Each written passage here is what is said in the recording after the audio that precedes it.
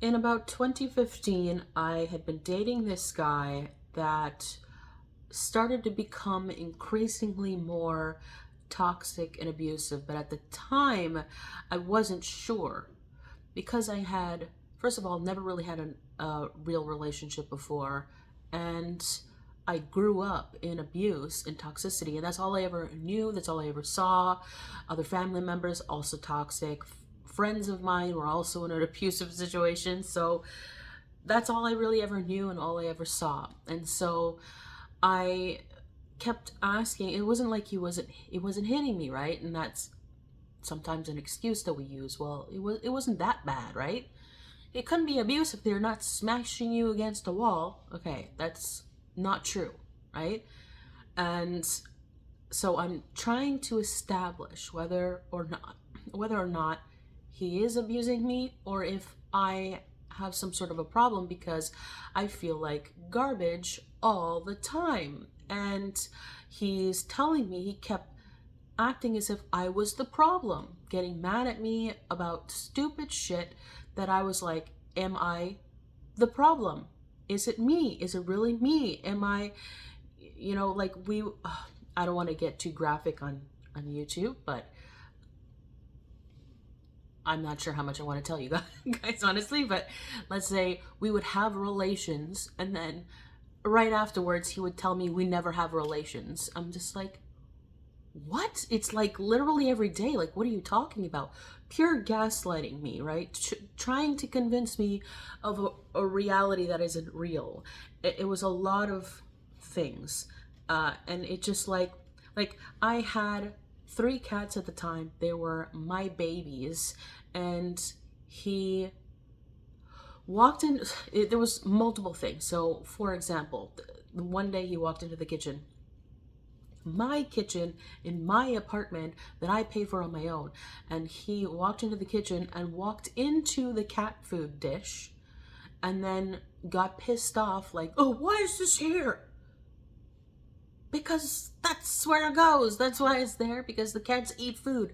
But just these little things where he would kind of like make me think that the cats were a problem, and then doing things like early on. Okay, so if you're new to dating a narcissist, they move really quickly on purpose. They want to lock you down and make you a prisoner as fast as possible before you figure them out.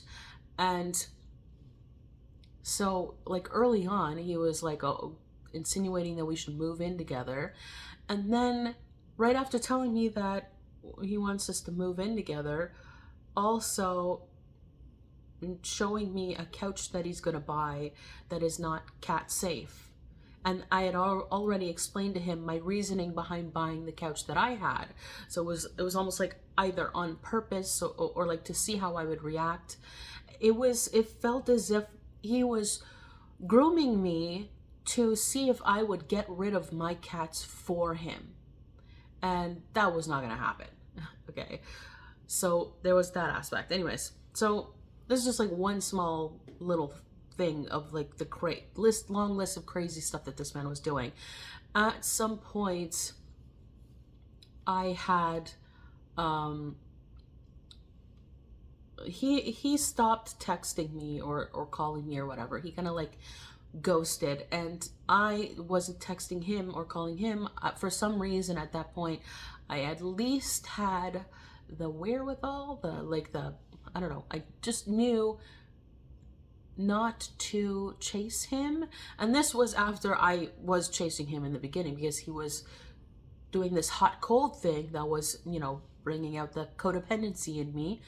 And so because I had felt so bad in the beginning, I think that's what it was, because I had felt so bad in the beginning when he would make me chase him, that this time I was like, I'm not going to do it, because I know that if I text him or call him or whatever and he's evasive or doesn't text me back, I'm going to feel even worse. So I'm just not going to do or say anything, and I'm going to see how long it takes him to message or call me.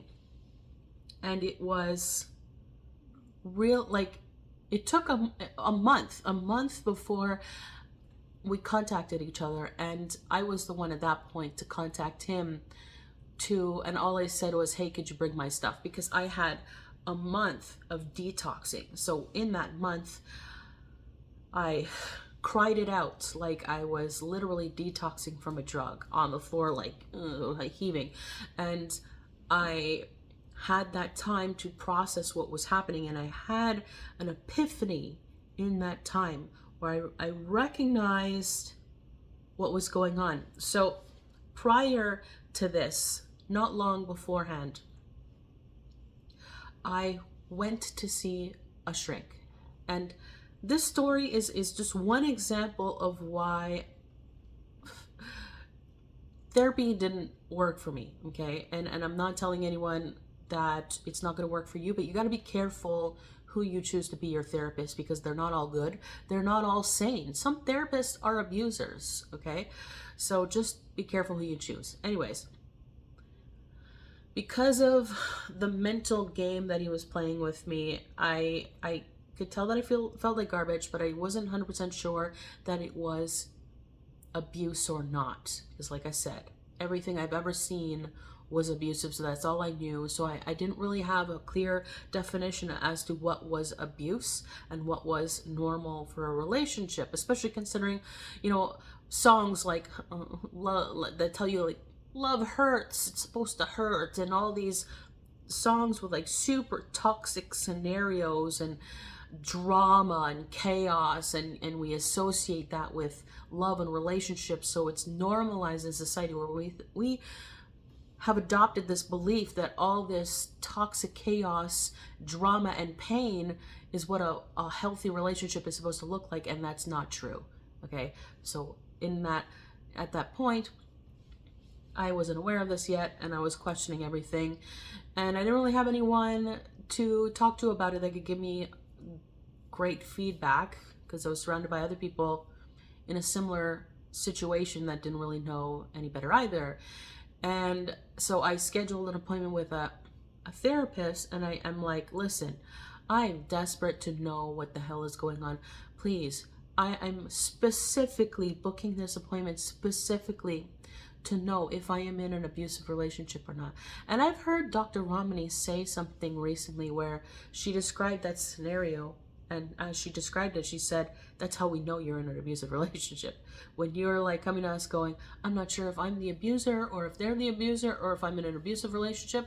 Well, there you go. That's pretty much all you need to know. Because if you were in a healthy relationship, you would not be questioning it like that.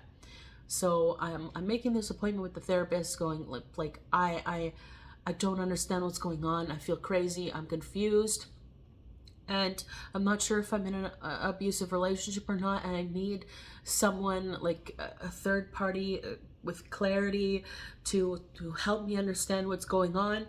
And so I made this appointment with her, and I go to the session, and she sat there the whole time quietly listening to me, and I absolutely hate that. It's like I could literally talk to my wall and get the same amount of progress out of that session. Like, why am I paying you $200 just to talk at you? Like, can we have a dialogue? Can you ask me a question? Anyways, so I'm sitting there for an hour telling her everything that I could think of to describe my situation. And even at some point, I had told her that I was working on this thing about self-love, that it had just like come to me, this 10 steps had come to me where I'm like, oh, that makes sense. That's how you learn to love yourself. Okay. And now I understand, you don't have to believe this, okay? But I have abilities like mediumship or whatever, and I'm sure most of you watching do as well. I think everybody can access them, just not everybody taps into them. Point is, I think I was like channeling this information in some form or another, because that's what my mission was about. My mission was about self-love. Anyway, that was like the inception of my mission. So I was telling her about this thing that I was doing that was healthy progress, about healing and trying to do something good. And she rolled her eyes. Like, imagine someone sitting there listening to you like they're not even interested in what you're talking about. They're just trying to stay awake, and then you say something that you're proud of, and they're like, I'm paying you to help me. Like, what? But still then, because I still wasn't healed and I had a low self-esteem and I lacked boundaries, I was still extremely codependent and all this stuff, I didn't stand up for myself. And at the end of the session, so I'm hoping that she's going to give me feedback, anything. And at the end of the session, she just says, well, I can see why you're so confused. That'll be $200. Are you ready to commit to weekly sessions? And then I paid over the session, and then she let me go back to my abuser, thinking that I was possibly the problem. And I've heard Dr. Ramani talk about this being a problem when people go to see therapists who don't know what they're doing with narcissism. So that is what I experienced.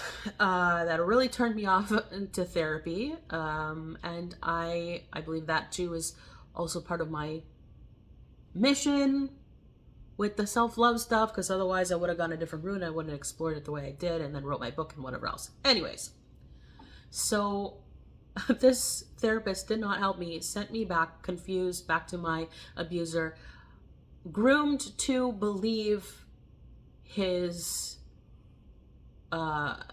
accusations about me being the problem. It was around that time where he just like ghosted me. I don't remember. I think I may have told him, I think I did tell him that I was going to a therapist, because right before that he was telling me that I had a problem, I was the problem, I need a therapist, blah, blah, blah. And so I'm like, maybe I do, maybe I'm the problem. And so I went to a therapist. I'm like, I don't know. I feel like shit. He's always treating me like garbage, but he says I'm the problem. And so I'm thinking, maybe, I don't know, am I the problem? Therapist says, maybe. It sends me back to my abuser. Isn't that nice? Anyway, and so around that time, he ghosts me. And so I have a month to detox. I cry it out. And in that time, I have a revelation where I realized that the way he was treating me, if I was witness to a man treating someone that I care about the way that he treats me, I would react in a very different way. Let's just say that. I would put an end to that. I would not allow it. And I would shake my friend and be like, what are you doing? You deserve better than this. And that's when I realized that I lacked self-love, and that was the problem. Because if someone I love was being treated like that, I would be like, that's very obviously not okay. And this person that I love very obviously deserves better than that. But the reason I was accepting it for myself and thinking maybe it's okay for me is because I didn't love myself. And that changed everything. That's when I started working on learning to love myself. And let me tell you, it was very difficult having no resources, no supportive people around, everyone around you basically telling you you're garbage. It is not an easy thing. I had such deeply ingrained beliefs in my subconscious about my lack of worth, about just horrible, horrible thoughts about myself. I am a completely different person now. And I am incredibly, incredibly grateful for this transformation. And I have so much compassion for the pain that anyone who was living through what I was living through felt or feels.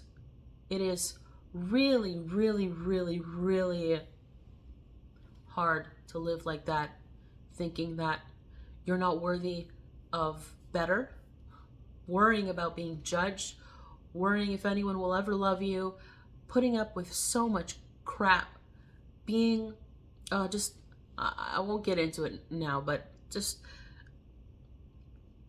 it was so painful. And all I had to do was change the way that I was thinking. So in my next video, I'm going to get into some of the things that you guys can do if you're interested. in changing the way you think about yourself and about how you're treated, so that, first of all, so that you can very clearly see when someone is treating you poorly, when it's you and when it's them. Okay? Thanks for watching.